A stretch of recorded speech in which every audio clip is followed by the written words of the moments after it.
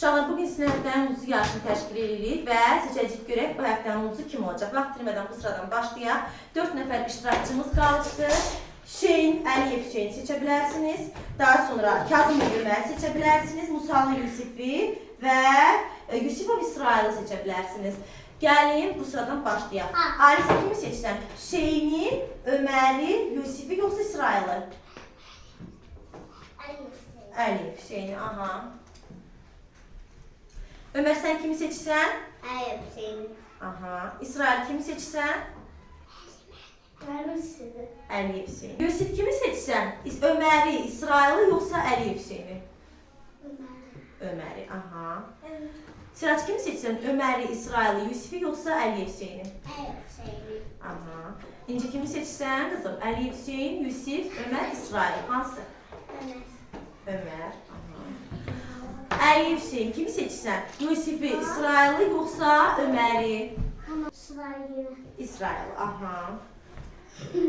Zəhra kimi seçsən? Yusifi, Əliyev Hüseyni, İsraili yoxsa Ömer'i? Əliyev Hüseyni, aha.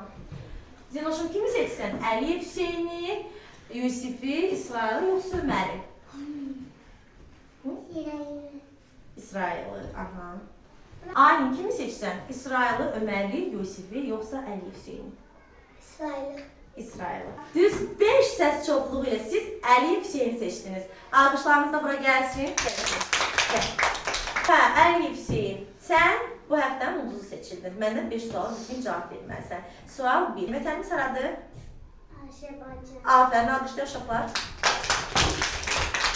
İkinci sualımız, ağacın hal-hazırda yarpağı nə rəngdədir? Afərin, alqışlayaq uşaqlar. Üçüncü sualımız belədir, əlində gördüyün şar nə rəngdədir?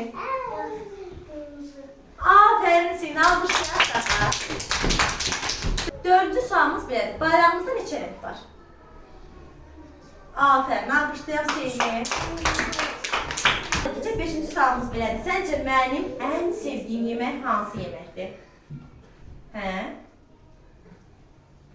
Səncə mənim ən sevdiyim yemək hansı yeməkdir?